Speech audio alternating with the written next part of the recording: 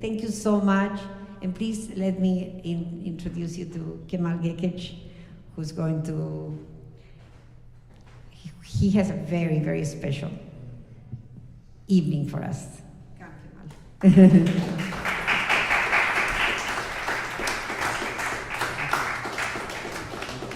Thank you, Giselle. Thank you, Wilma, for this nice introduction. This is the first thing of a kind. And I flew in at 1 a.m. last night from Europe. So I'm a little bit on a speed, but this is supposed to be a little bit interactive event. So I will tell you about things that I care. I'm not pretending to be objective, although behind many things that I think, feel, and do is a very, very sound scholarship. The objective of every artist is to be as subjective as possible, meaning expressing his thoughts and feelings as much as possible. So what I'm going to do is I will talk to you about how I feel about recital, how I feel about programming, and I'll tell you about the pieces I'm going to play for you. And I will play them for you, of course. And first about the modern recital. And this is, I actually want to make it short, but modern recital used to be an institution that has been established for more than 100-something years, as it is now. And as it is now means no talking, no applause, no food, no drinks, no political discussions or something like this. Because in the old times when poor Chopin was playing recitals, in salons, people were talking, and if they like, it was more similar to jazz evening. If they liked the passage, he would just repeat it. Then with the advent of second generation of romantics, Liszt pupils and others, the recital became canonized.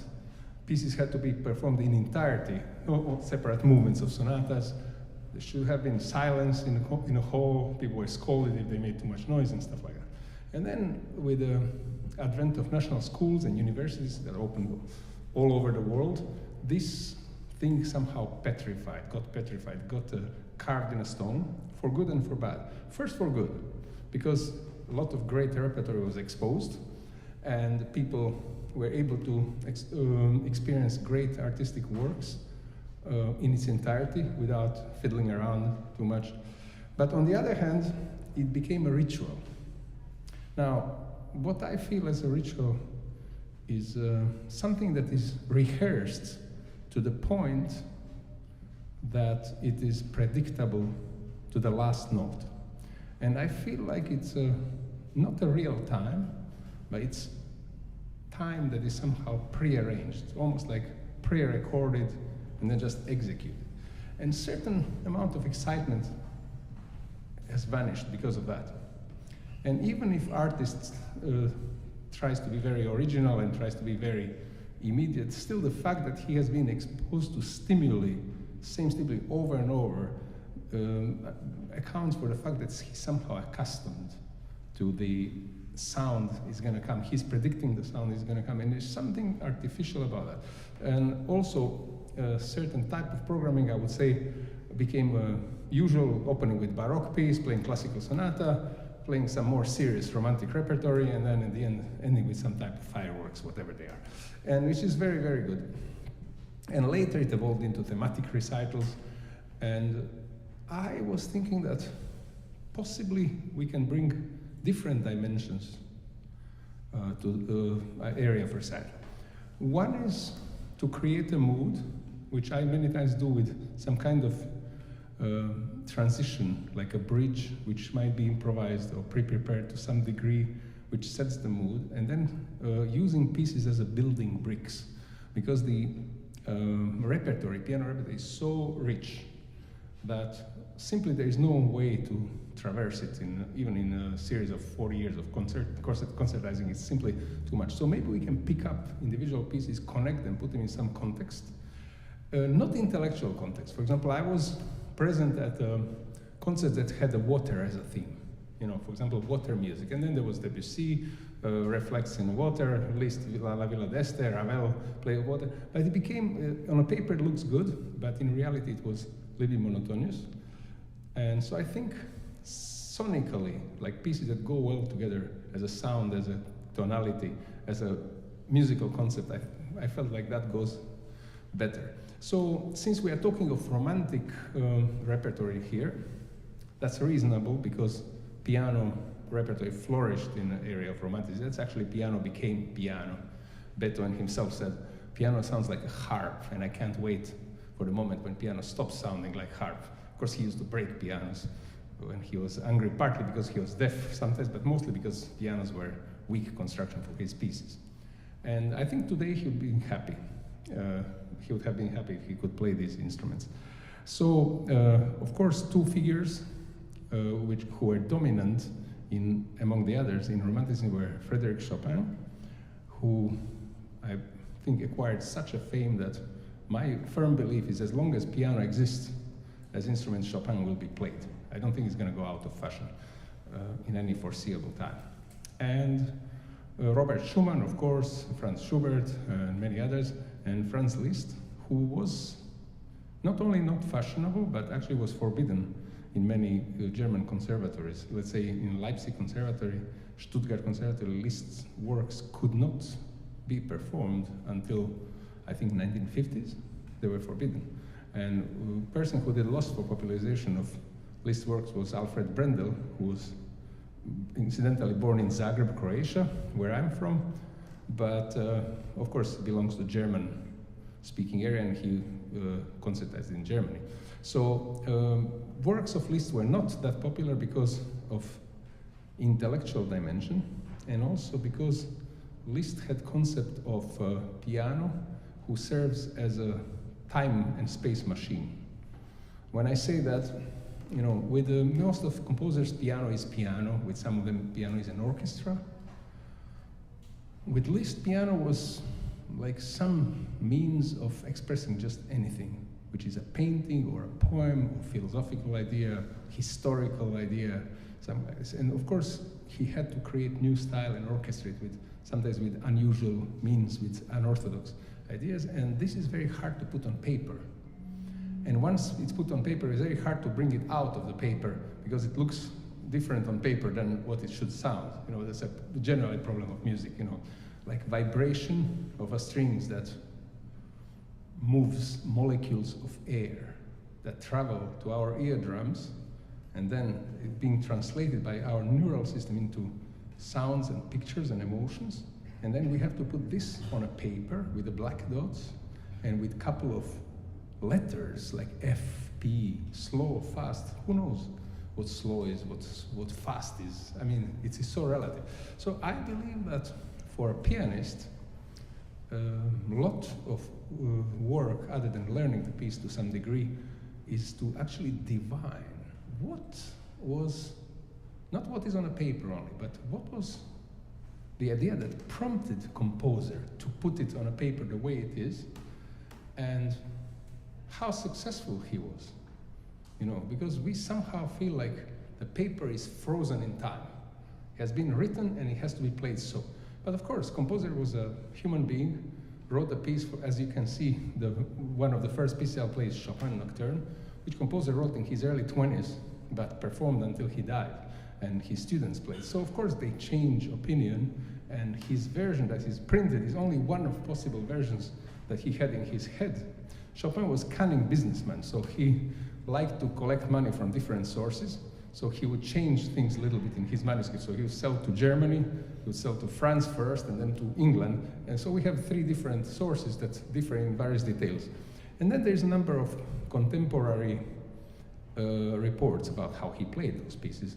So we have pretty good knowledge. I will play for you a small group.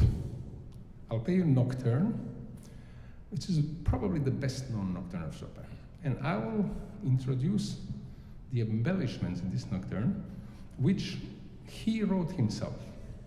So they're not mine, I'm doing this disclaimer. He wrote them himself, they've been published some time ago. Very few people play them, predominantly for a reason they don't know they exist. But I know how they came about, because he was teaching this piece it was very popular, and his students would play it, and then one of them would ask him, you know, Maestro, can you, add something new to the piece so we keep interest. And he would write a cadenza. So cadenza is, I don't know how many of you play piano or do anything with music. You play piano. Anyone else? Okay, you don't play piano, but you're interested in it. No? Yeah. So cadenza is some kind of ornamental flourish that like elaborated melody. And so he wrote many of those, which I found exquisite, like really, really beautiful. And I decided to introduce them all. You know, it's like making a lunch and putting a lot of spice in there. And I can actually show you a few of these, how they look separately before I play the piece. Now, the nocturne is a form that has been perfected by Chopin, but not invented by Chopin. I don't know exactly who invented it, maybe it's not known, but John Field, Irish pianist, it was Chopin's predecessor, and he was the person who actually wrote many beautiful nocturnes, and I think Chopin took the model and expanded. Basically a night song, something that has to do with the night, and as it has to be a song, of course, the predominant means of expression is melody. And I even have a report how Chopin taught this. He had a pupil who was from Russia, not most fortunate, how to say, combination, because Chopin hated Russians, but he somehow agreed to teach this gentleman whose name was Wilhelm von Lenz, surprisingly. He had German name, and he was one of the first biographers of Beethoven and wrote 3-book study about Beethoven's works and style. And he taught him, and he forced him for many months to play only accompaniment part before he could master it perfectly, and then he would put a song on top of it. So this is a beautiful, exquisite piece. Also, it's a first piece for which Chopin got favorable review from a very famous German critic, who was also a poet and writer, Ludwig Rellstab. Now, this guy, Ludwig Rellstab, was a guy who attached nickname Moonlight to Moonlight Sonata of Beethoven. He said this is like moonlight on a Lake Lucerne, and the term stuck. I don't really like it, but it's not entirely kind of uncomfortable. He has something of it. So this guy was a savage critic of Chopin, writing nasty things, and then he said, oh, this piece is actually has this Italian innocence and has something really nice about it. And then he asked to be received by Chopin. History doesn't know if he ever was received, probably not. But anyway, so I will play this nocturne, and I'll play 2 waltzes, which I will also talk a little bit about them separately. They are also very interesting for me, and I believe they will be interesting for you. First, let me show you the embellishment of Chopin.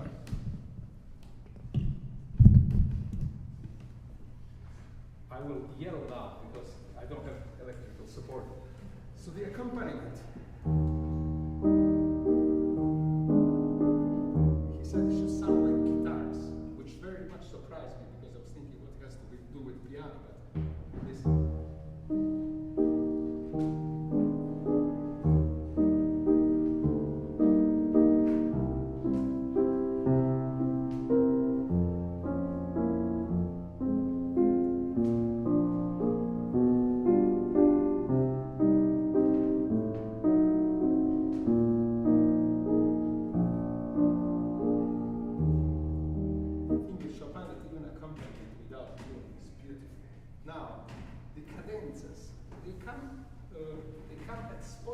Which are repetitive, because he repeats the same thing over and over. So first time we are giving it in pure form. Second time a little bit embellished, and third time more embellished. And every time it's more complex. So for example, first time.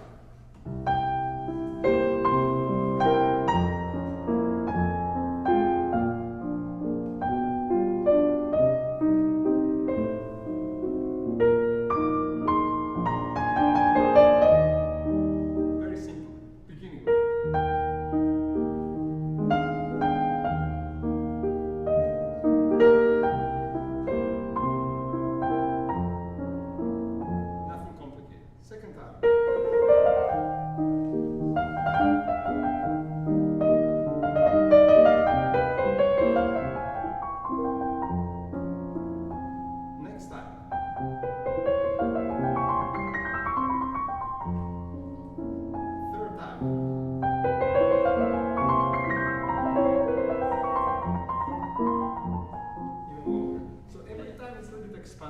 but it's always delicate and is always unlike the geometrical embellishments, which are like something like, I would say, it's always melodic. That's Chopin's characteristic of writing melodic passages of that kind, in many ways. Yeah, embellishment on one hand, and now my contribution to the piece is that I don't believe that it is ornamental necessarily, but also there's evolution of feeling. Now, when I say the word feeling, I'm in very dangerous territory here, because feeling is something that we can't measure. And why do I mention this word? Because it touches upon some very important question, which sounds very stupid at the beginning. Like, what is music? You know, and it's not as simple as it looks. Like, music, of course, we can say it's an art of sound. Kind of incomplete. Yes, art of sound. What kind of sound? Organized sound is to some degree. But for me, music is actually, an original music was a means to something else. Was a means. It's not purpose in itself, but music has some kind of other purpose. And I'm, of course, expounding very personal belief here. I believe that music sprang in earliest times from desire to communicate something that cannot be communicated by words. It's very beautiful words by Felix Mendelssohn, who said, where the words stop, that's where music begins. So the music is a way of my communication with you. But what do I communicate to you? Well, I don't communicate to you that music is beautiful directly. We try to do that, but the purpose of this beautiful music is to give us the window into something else. Now, what is this something else? It's our perception of the world, of perfection, of some maybe sometimes ideal world, or feelings we experienced before, or feelings we never experienced, someone else experienced them, but we felt like we are experiencing. So not unlike watching a very good drama or movie or something else. So music is a way of people talking to each other in a special language. And for that, it's not enough to, I'm returning to those black dots, it's not enough to reproduce those black dots and play dynamic as written. There has to be something else.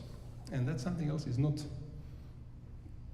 being writable on a paper. It's imagination, and it's some kind of story to music. So this piece, well, I'm not going to talk this much about everything else, but this is like opener in the sense that in this similar way I treat the other pieces.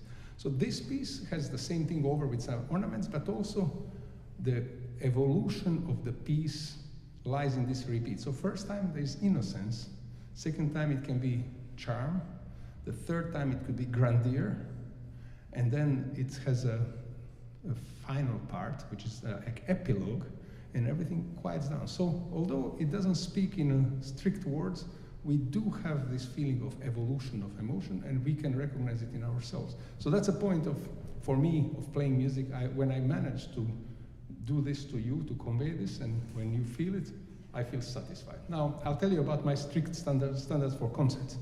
You know, many times I don't go to concerts because I'm bored. You know, why I'm bored? Because I know how it's going to sound in advance. However, I like going to concerts. And when I hear one phrase can be several seconds in a concert. When I hear one single phrase that I like, it moves my imagination, and that I remember for a long time, I consider my ticket money and my time and my parking fee well invested, because that's something. So I hope you'll hear at least one this evening. I'll play Chopin Nocturne for you.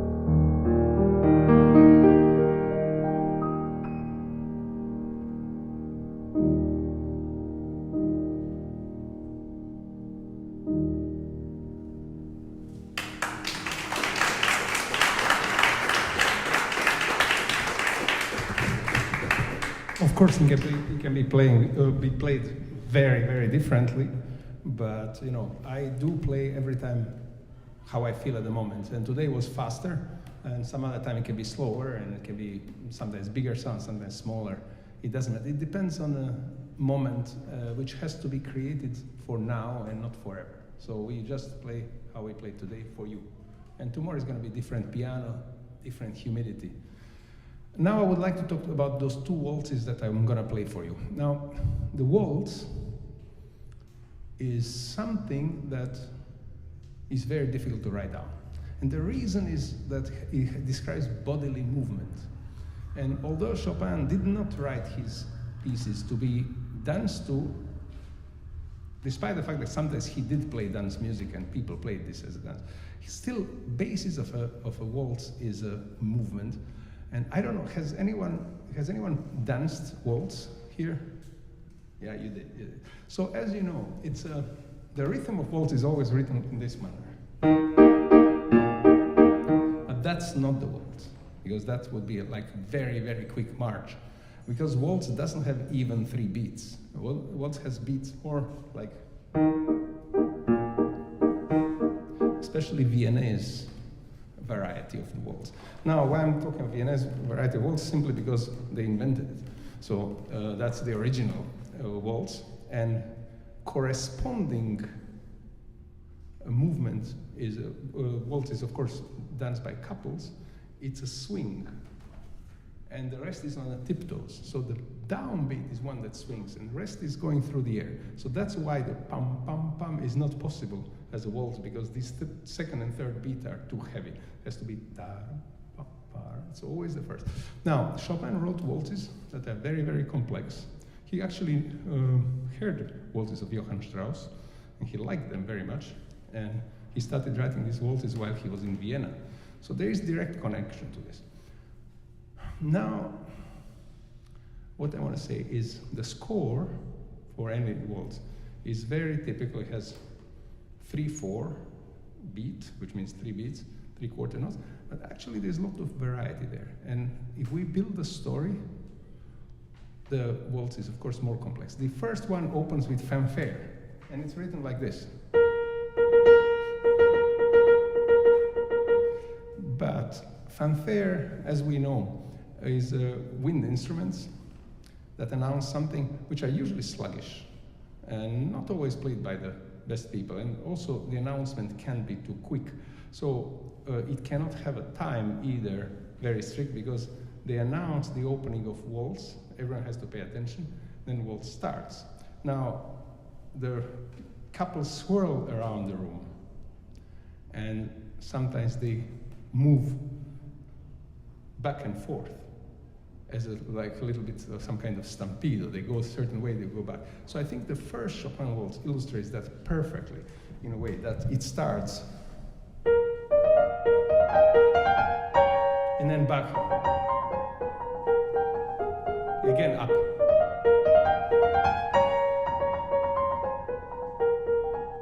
And then coquette comes. Some charming lady. Then we have duet. So 2 of them. Then some kind of sentimental exclamation.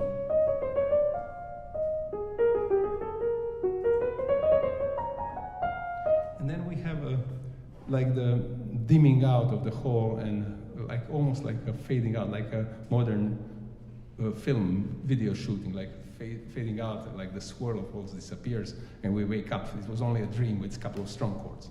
That's the first one.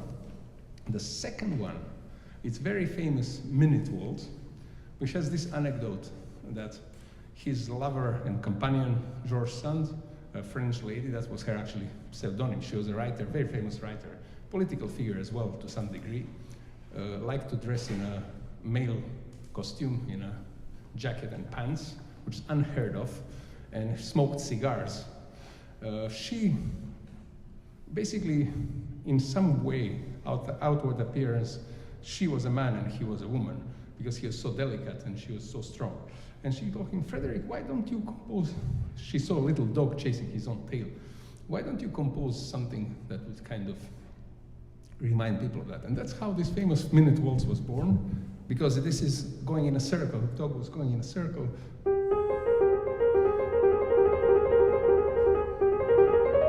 So he immediately picked up the movement. That's at least what anecdote says. And he developed into a very, very charming piece. It's called Minute Waltz because it was said that it has to last less than a minute, which I don't believe is possible and retain the charm of the piece. I think one has to play it without being burdened by how long it is. But anyway, those two pieces I'll play now for you. Did I forget anything? Probably not. Yeah, those two waltzes, and then we're going to move to some different pieces after that.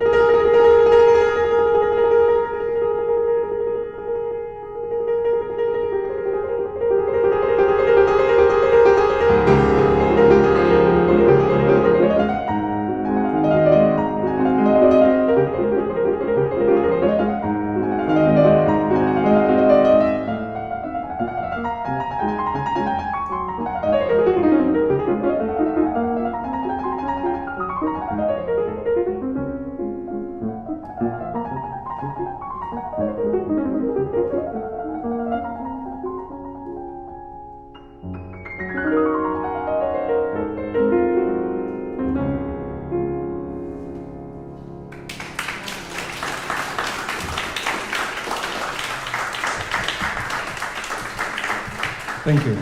And from here, we're going to move into next piece, next two pieces actually. Fantasie Impromptu, which is one of the most famous pieces, and the so-called the Raindrop Prelude. And I'll explain a little bit about those two pieces, the way I think of them.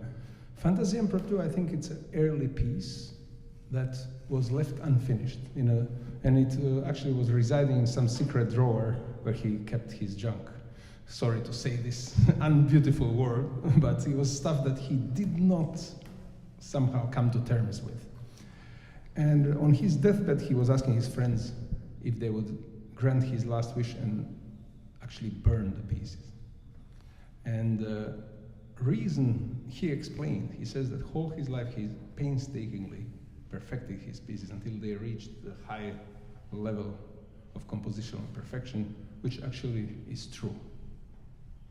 I completely agree with that claim, because it's in Chopin's work there's very little that can be added or taken away. I would say practically zero. The way it's written perfectly. Of course, it can be performed different ways, but the text is mostly so well thought and so ingeniously crafted, and voice leading is usually so good that it's unapproachable. It's unapproachable, simply. There are very few composers in history of piano composing who reached that level of, I was talking of technical perfection, I'm not even talking about content. And he seemed not to be happy with the pieces that were in the drawer. And so he said, since he worked hard, they would do him service if they burned them. And they solemnly promised to do so. And later they defaulted on that promise and they published them.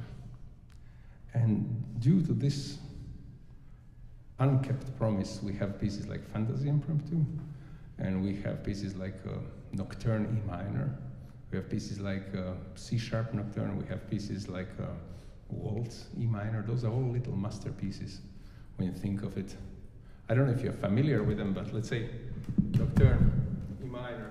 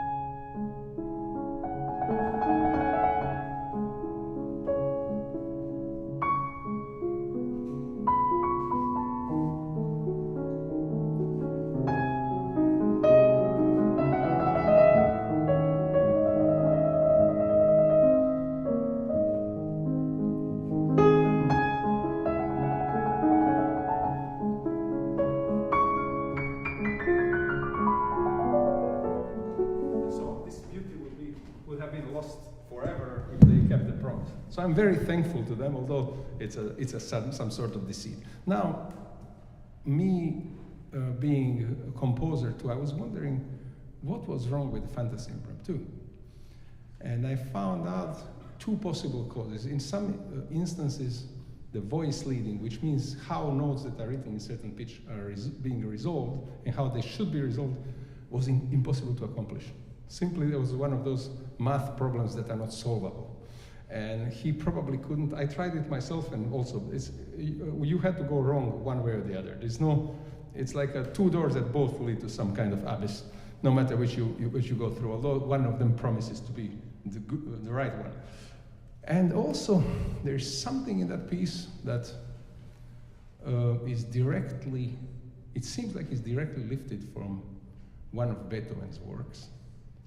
Now, thinking that Chopin was a composer who was extremely ingenious at inventing passage work that never existed before, it could be that he wasn't aware that he somehow adopted this, or maybe it was just happy coincidence, God knows. But at some point he might have become aware that this passage is exactly the same passage in exactly the same key as famous Beethoven's Moonlight Sonata, and it could be that he didn't want to publish that because he didn't want to be mocked. I'll play you a passage so you can see for yourself. The end of the third movement.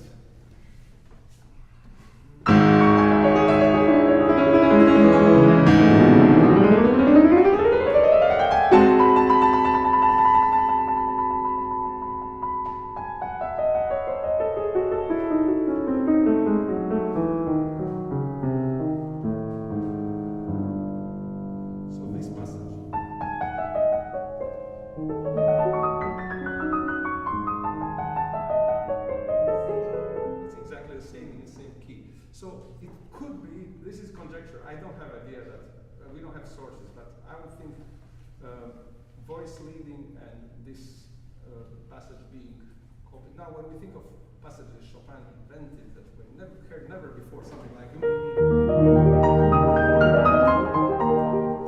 or let's say, which are completely original, then him playing it may not be pleasing to him, to his artistic vanity. So one way or the other, this piece was not published during his lifetime and somehow became very, very popular. The second piece I'm going to play in conjunction with this is a famous Raindrop Prelude. Now, this Raindrop Prelude is called Raindrop because in her memoirs, again, the same person I mentioned before, George Sand, she wrote how during their winter trip to Mallorca in Spain, they had to go to the city, which was far away, and he stayed by himself. Now, that wouldn't matter that much if he stayed in a cozy salon, but the thing is that because of his consumption, they were thrown away from their lodgings into an old, abandoned monastery in a nearby village, which was Gothic style, you can imagine, no electricity. And he was scared to be alone, and he imagined dead monks, hearing dead monks from the walls and from the floors. As we know, in many of these monasteries, the dead were buried underground. And he was very prone to such, I wouldn't call them hallucinations, but let's say overstimulated fantasy. And she said that when they returned, he was playing some wonderful music, and then he didn't expect them because they were late for one day. It was a horrible storm outside with the rain and everything. And his hair stood at the end, and he said, "Oh, I thought you're all dead." And then, many authors try to figure out which prelude could it have been, because there are several candidates. This one has ostinato, which means incessant A-flat note being repeated, like when rain is dropping, on one spot. Let's say there's a hole here, and it will be dropping like that. And the melodies are basically thrown around this, but this is constantly. But there are others that also have some heavy drops. It was hard to say which one. Somehow the majority of opinions settled on this one, and I agree with that, for the reason that in a central part, the outer parts are very sunny, and very beautiful, but central part has something that is a little bit scary. And what is scary in there? There's some two voices coming from a bass, from underground, because at the beginning the melodies are above this ostinato. Let me show you what I mean. Melodies are here. So they are above, this is under.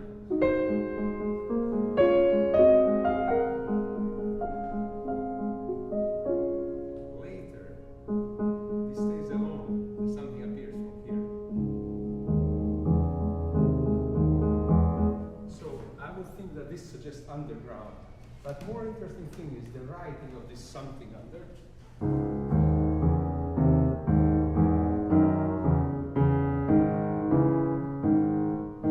Because this is a little bit archaic.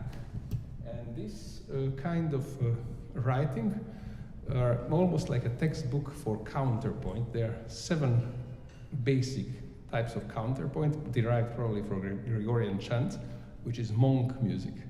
And this would probably not agree with 7th called Floridus, but would go pretty well with Bourdon and with some other forms. But basically, it's a counterpoint writing in 2 voices, and that would suggest ancient monks singing ancient church music. So that's the reason why I think this piece would be a candidate for Raindrop Prelude, for the story that she described in her memoirs, although we don't have any direct confirmation. So I'm going to play for you the Fantasy Impromptu and connect with this piece. Now, why do I will connect it with Little Bridge, and which I invented myself. And the reason is that 2 so different pieces share some similar melodic features. I'll show you exactly what I mean. The secondary melody of Fantasy Impromptu.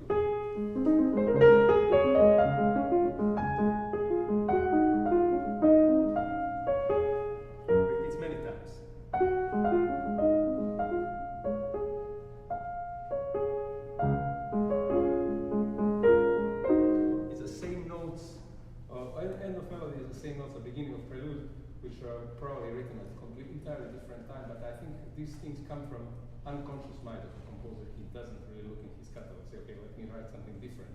It just comes, and then later you try to about it. So, without further ado, I'll play Fantasy Impromptu and connect it to Raindrop Prelude.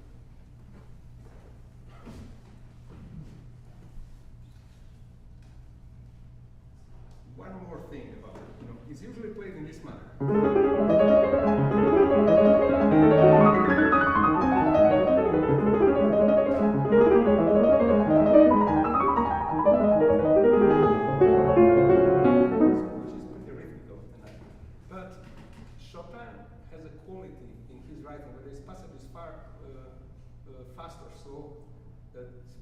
Discursive quality, which is conversational quality. So this motif, it's left on a first inversion of this chord. It's being repeated. So it's a sort of musical question. So I think to play it like this, it's okay, but it's like someone memorizing language who doesn't understand and making sounds. So I feel like it should be pronounced in a conversational manner, which would lead us to interpretation and an answer. Then second question different.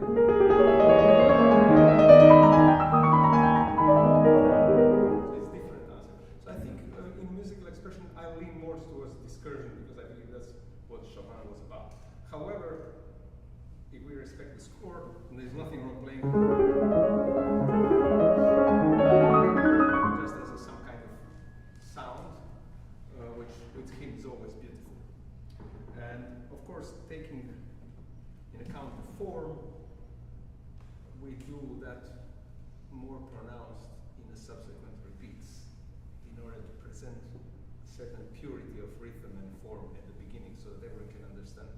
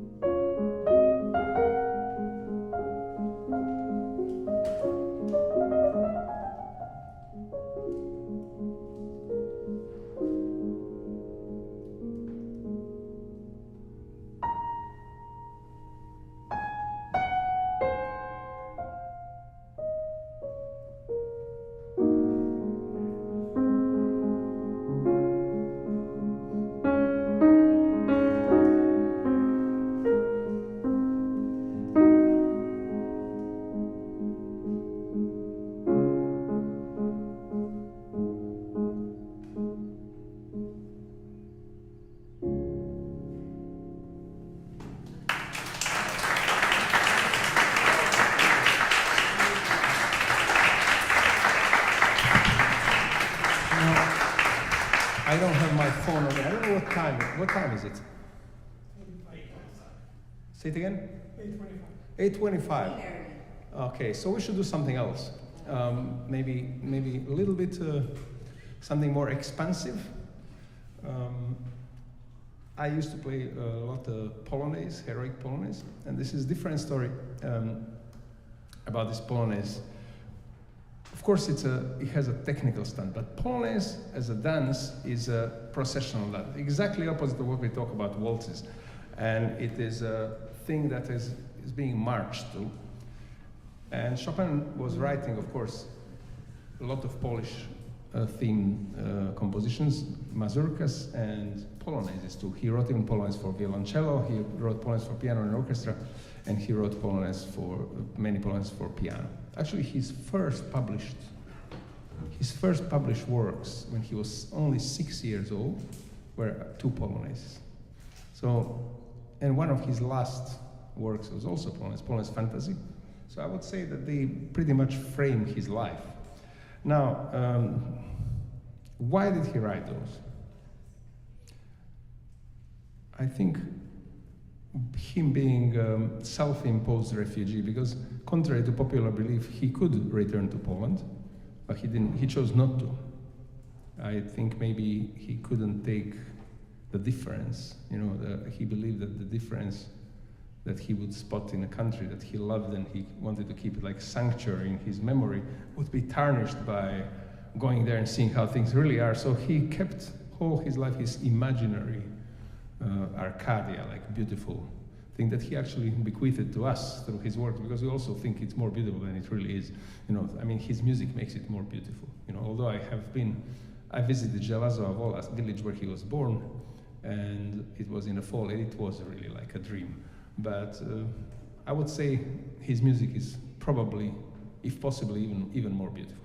So this piece is one of his major pieces, and it's Chopin in his expansive mood. He has a famous passage in octaves in left hand about Liszt when he was giving masterclass and heard some student playing this rather fast. He said, "Look, I'm not interested in how fast you can play your octaves of left hand." And student just looked up at him and says, "No, what I want to hear there is a Polish cavalry that is coming closer, ready to destroy the enemy." So the suggestion of a horse galloping in that piece is one of remarkable feats of this piece. There are other little bit less known features of it, like a distant cannon shot just before the return of a theme, I would say.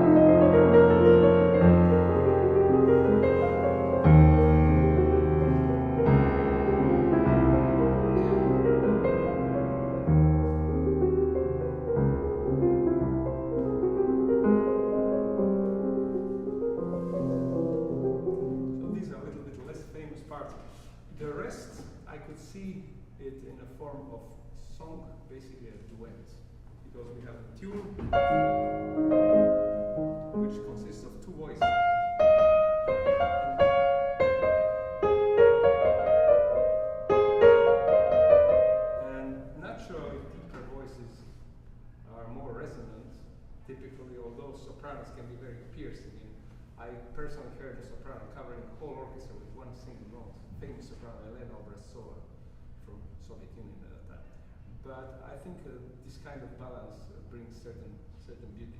Anyway, I'm going to play this piece for you. It's one of the most intoxicating pieces, and it happened that a student played to Chopin, who was a very, very fussy person, very nervous because he was sick, and it happened so that a string snapped.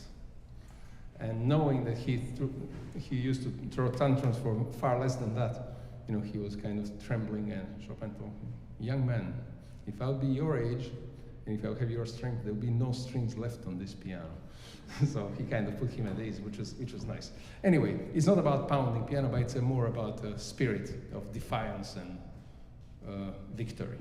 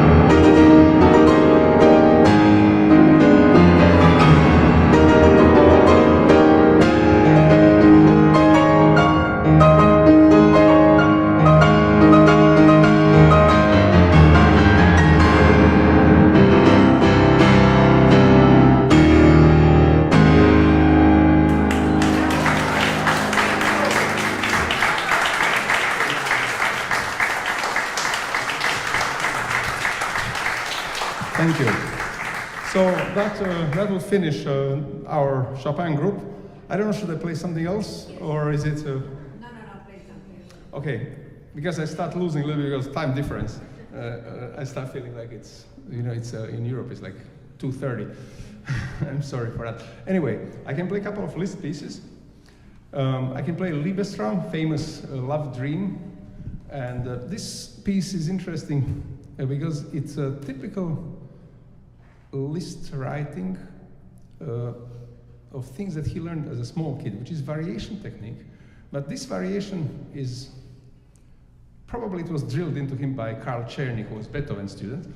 This is how to adorn the theme through different registers and different textures in order to make it less monotonous. Because we have to remember, although we play songs on a piano, piano is basically an instrument where hammers are hitting sets of strings that have nothing to do with each other. And so it's illusion of singability. However, piano is, I would call, a relatively monochromatic instrument, which means it has one single color. And playing in the same spot all the time creates certain monotony. So what Liszt would do, he would change registers, he would put a melody in a bass, he would put it in the middle, he would put it in the top, but this cannot be completely arbitrary. So in many pieces he found an excuse for these procedures in a poetic content. Or maybe we can turn it upside down, and we said he was using what he knew and what he invented in order to disclose poetic content. Whatever reason it is, this is a simple melody that is being repeated 3 times. And each time it's actually a little bit different. First time it comes in a middle register, which is here.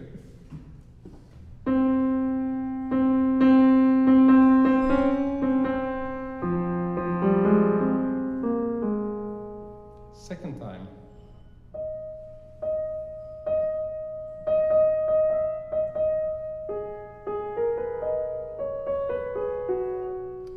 And the third time here with echoes. And so on. So this is a love song, which is a little bit dark undertones, which says love as long and as well as you can, because soon you will stand by grave and grieve. And idea is essentially about inevitable passage of time. Now, what I read about this is that in this piece, Liszt somehow disclosed 3 stages of this feeling of love. And first one is very innocent, and it's almost like childish. And second one is very passionate and has outburst, and it's obviously feeling of a mature person. However, that one with echoes, which I find very poetic idea, is a feeling of a person who actually doesn't really feel it, but remembers it, and remembers how it was in bygone time, a long time ago, and it has no energy, it still has a sentiment, and it's slowly sliding by chromatic modulations into the end, which is very beautiful in every way. So I find this idea, whether it's original by him or whether it's just invention of one of his students or collaborators, I find this idea very poetic, and it perfectly fits the piece. So I used it, and I'll tell you what difference does it make in a certain way. This is how it's usually played. I'm not going to play whole piece, but just a little bit. Pavarotti style. Let's say big, beautiful piano sound.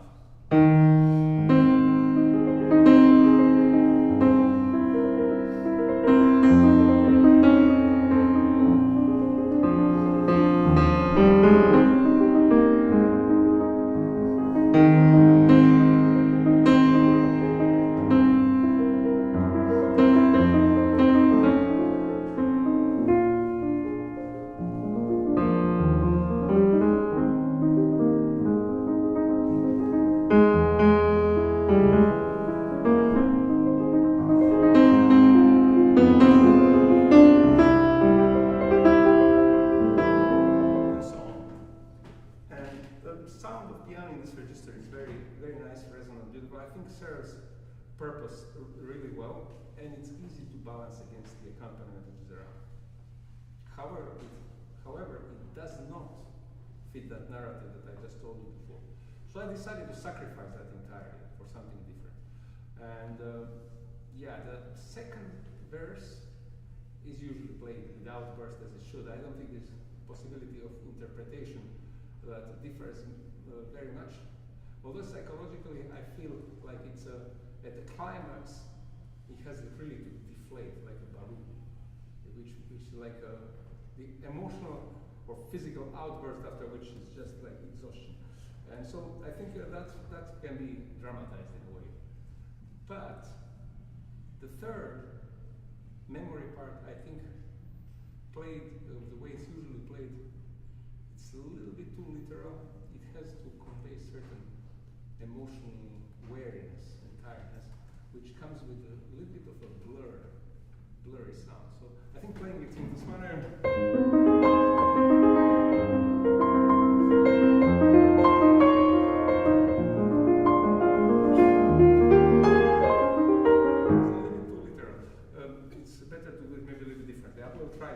Anyway, I'll explain what I mean just by playing. So the first strophe is going to be the innocent and tender, second one passionate, and the third tender.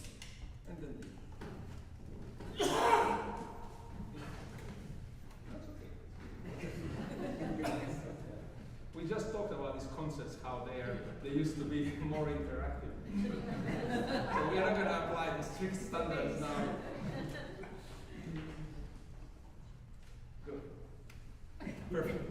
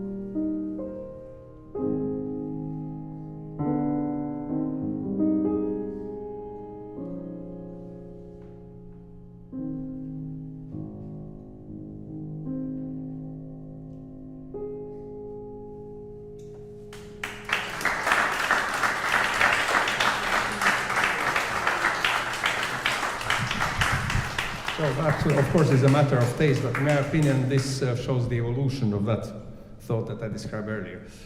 I can play you a concert etude of Liszt, which exists in two versions. One is version that 99.9 pianists play, and they don't know about the other version.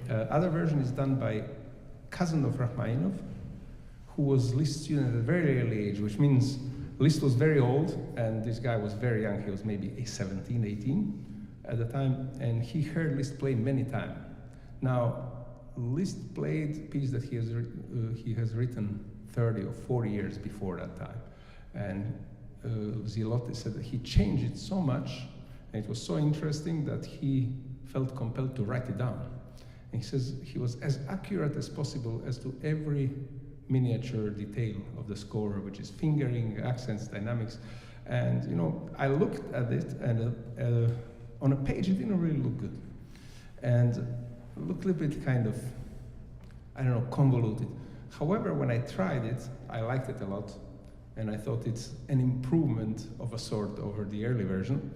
And then I played it subsequently in concerts quite a bit, and it was met with quite a good success. And differences are, basic outline of the piece is the same, but the texture has been changed. So at the beginning it starts very tenderly and with a certain type of sound that is kind of sweet. I would say like.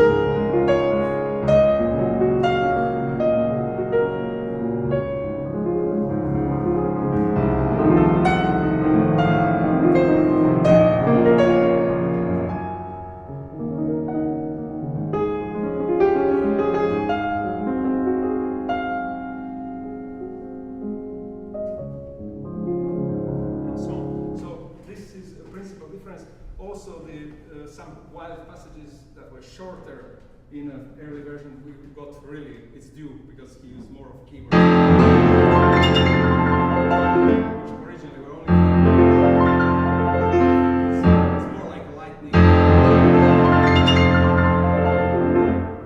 was a little more of something.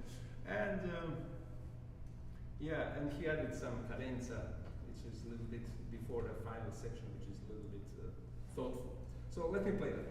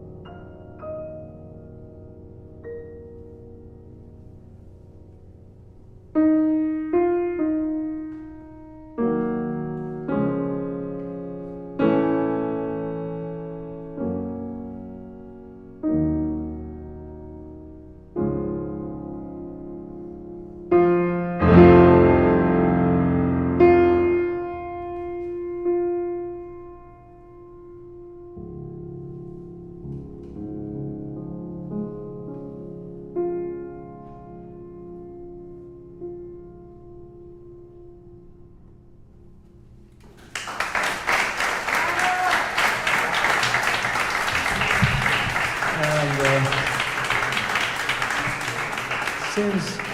since this we have to bring to a close, it's getting late, I'll play one last piece.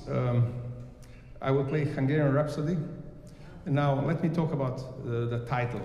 Hungarian, we know what it is. Why Hungarian? Liszt was Hungarian, as we know, but he was actually mixed, like Chopin. You know, we like to think about Chopin as a Polish, but he was actually half French, half Polish. In his heart, he was Polish because he lived in Poland. So, of course, he liked his homeland. And it's ironic that his father actually moved from France to Poland, and then he moved back to France and died there. So there's some symmetry in this kind of life path. Liszt was born in Austria. At that time, it was Austria. It was actually Holy Roman Empire, let's put it that way, which is some kind of equivalent of modern European Union, minus a couple of countries. And it became Austro-Hungarian Empire in 1868, when Hungarians were rebelling so often that finally the Austrian royal house, imperial house, decided, let's give them their piece of cake. So we're going to have double crowning, one in Vienna, one in Budapest. However, the genesis of these Hungarian rhapsodies come at 20 years before, when throughout Europe, which was a part of this Holy Roman Empire, which was basically Austria, there were national movements, because all of these countries are like leopard skin. You know, they are nations, small nations, and then inside those small nations, even smaller parts. And so they became aware of their origins, of their, how should I say, identity, and they demanded their own identity within a state or as a separate state. And it was a political question. And Liszt felt uprooted because he was some kind of cosmopolitan. His native tongue, which was German, he forgot. He spoke perfect French, and he barely spoke any Hungarian, which he never mastered to the end of his life. However, he felt very Hungarian, and he thought of creating national epos, which is a body of poetic work that glorifies the past of his nation. And to this goal, he went to Hungary, and he collected songs which he thought at the time were Hungarian. Part of them were international or city songs, and also played by gypsies, and some of them were Hungarian, to say the truth. Later, there became big musicological debate about that, but this doesn't interest us at this point.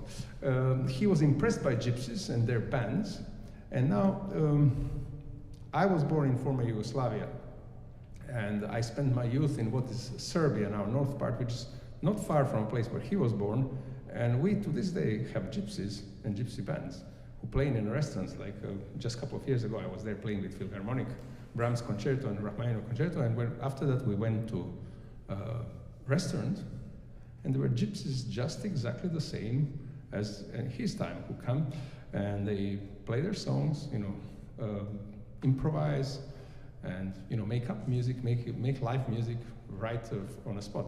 Now, what is interesting about this, and why I'm saying this story, the type of music that they play, and the particularly manner, is unbridled. It's something that can't be learned, at least unless one is a gypsy himself. It can be learned at any kind of institution, clearly.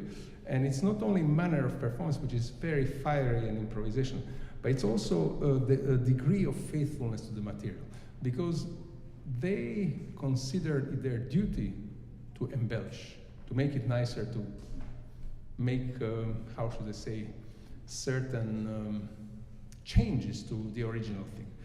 And usually their thing starts slow, and it gets faster, and it gets faster, and it gets even faster. It gets fast and fire that it's hard to believe what it is. So it's very intoxicating in a way, and I think Liszt was intoxicating to the point that he took one of them, young man, trying to give him education and you know, help him throughout life, which of course miserably failed, because then as now they were state within states, they have their own laws, and they are not bound to this kind of lifestyle. And so he wrote a letter this young man was Jossi. He told him, you know, you stay what you are, and actually we envy you to a degree because you have your freedom that we will never have. So I'm saying this, personally, I'm not interested in this matter that much, but as much as it reflects on music, which is extremely free, and free in a point, to the point that the boundaries of the text are basically obliterated, and text uses as a material.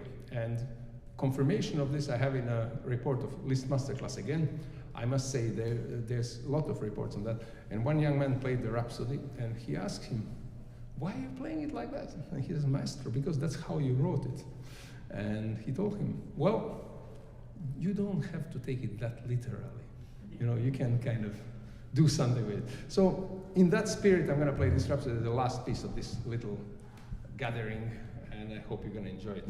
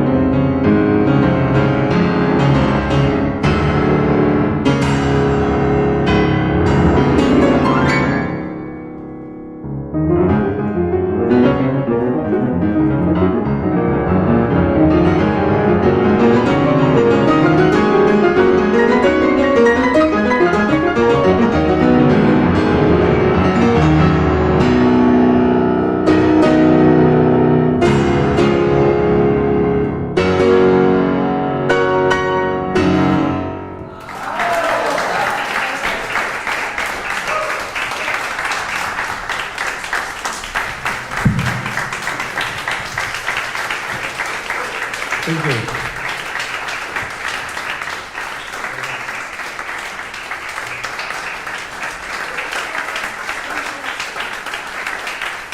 Thank you very much.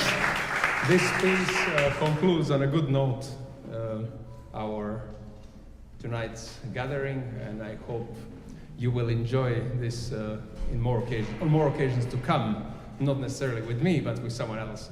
And it's always going to be probably delightful and entertaining and educational as well. Please say bye to everybody. We have a little reception. Yes, there is a little reception. I think we can all enjoy some water, wine, whatever everyone likes, and we can exchange some little conversational tidbits. Thank you.